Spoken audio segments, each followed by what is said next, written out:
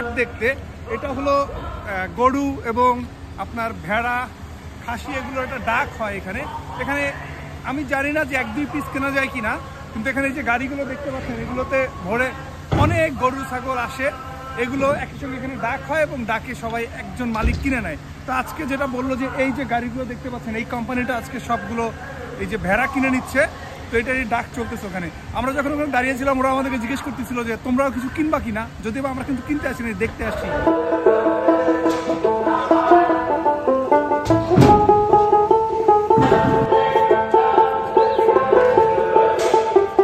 এখানে ডাক হয় কিন্তু খুবই পরিষ্কার পরিচ্ছন্ন এখানে।